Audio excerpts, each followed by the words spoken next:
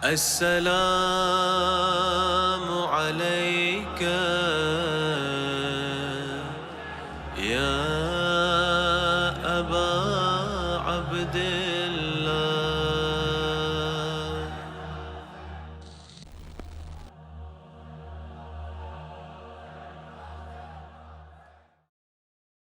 بسم الله الرحمن الرحيم. الحمد لله رب العالمين، وصلى الله على محمد وآله الطاهرين.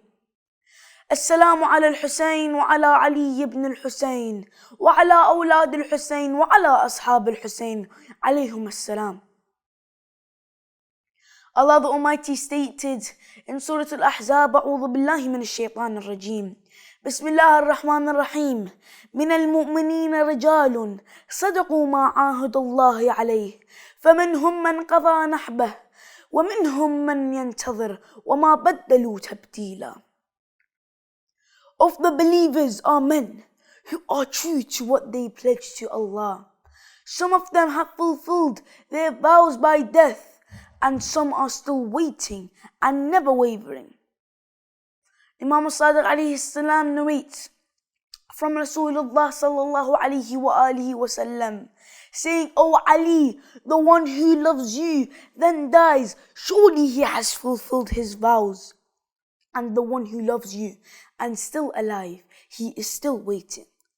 So he is still waiting to fulfill his vows.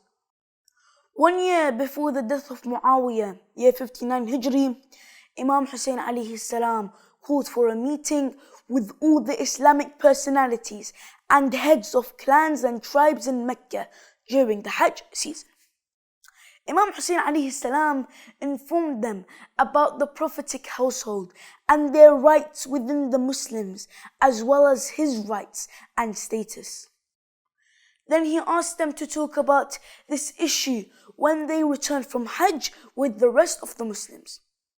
Eventually, the news of the meeting in Mecca with the Imam was spread, and Muslims began to write letters pledging allegiance with the Imam Hussein alayhi salam. Letters of the people of Kufa. Muawiyah died and his son Yazid was his successor according to his father's will. Imam Hussein alayhi salam refused to pledge allegiance with Yazid and hence left Medina towards Mecca with his family. The people of Kufa began sending letters pledging allegiance with Imam Hussein alayhi salam, asking him to come to Kufa so that they obey and offer their support to him. Amongst those who sent letters were Arab tribes and clans in Kufa. After all those letters sent by the people of Kufa to Imam Hussein alayhi salam, he wrote in reply that he will send Muslim ibn Agheel to Kufa. He wrote, وَأَنَا بَاعِثٌ إِلَيْكُمْ أَخِي وَابْنُ عَمِّي وَثِقَتِي مِنْ أَهْلِ بَيْتِي. I am sending to you my brother, cousin, trusty amongst my family. Muslim ibn Agheel is the cousin of Imam al-Hussein alayhi salam. How? Imam Hussein's father, Imam Ali alayhi salam, is the brother of Muslim's father, Agheel. So that makes Imam Ali alayhi salam the uncle of Muslim.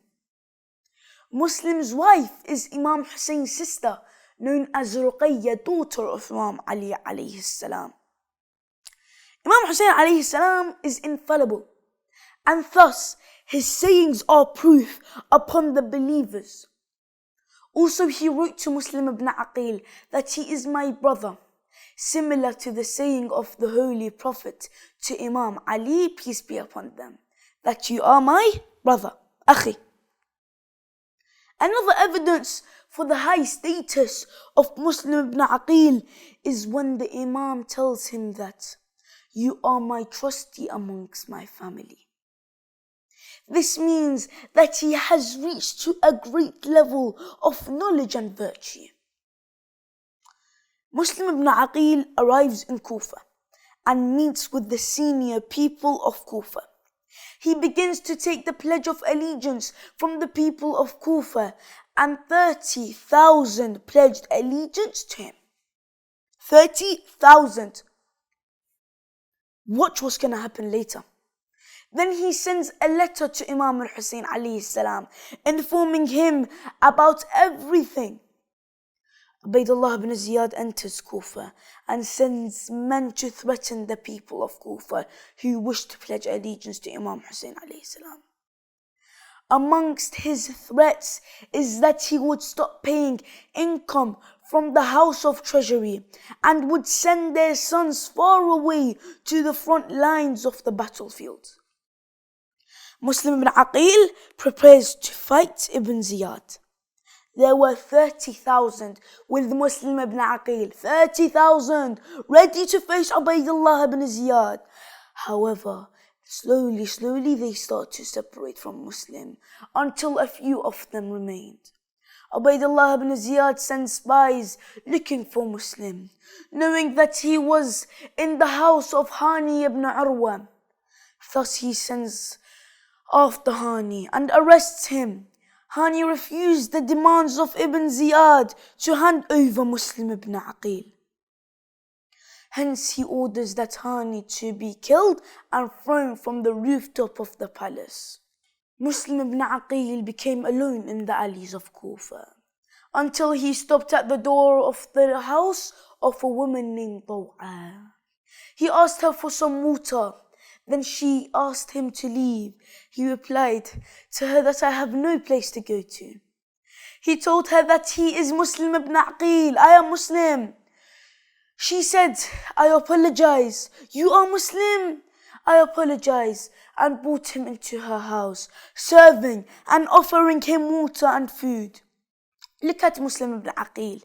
Look, he remained in worship all night until her son came and discovered that Muslim is in their house. Her son, Taw'a's son, was one of the people with Ubaydullah ibn Ziyad, may Allah curse him. The next morning he rushed towards the Caliphate palace and informed the leader about the whereabouts of Muslim. Ibn Ziyad, may Allah curse him, sends 500 soldiers for the arrest of Muslim ibn Agheel. 500 against one? Yes, this is one of the people of Banu Hashim, a lion, who was staying in the house of Taw'a. There was a huge fight between Muslim and the soldiers. Yet they couldn't arrest him. This is a lion from Banu Hashim. No wonder they can't arrest him. Lastly, they had no option but to dig a hole in the ground and made him to fall inside the hole, and eventually he was arrested. They took him to the palace. Ubaydullah ibn Ziyad ordered that they cut off his head and throw him from the rooftop of the palace, and so they did, just like what they done to Hani ibn Urwa. The religion of Islam forbade mutilation of the dead body, but Ubaydullah ibn Ziyad, may Allah curse him, ordered that the bodies of Muslim ibn Agheel and Hani ibn Urwa be tied to horses and be dragged through the alleys and streets of Kufa. Assalamu ala Muslim ibn Agheel wa rahmatullahi wa barakatuh. رموك من القصر إذ أوثقوك فهل سلمت فيك من جارحة تجر بأسواقهم في الحبال ألست أميرهم البارحة. والسلام عليكم ورحمة الله وبركاته.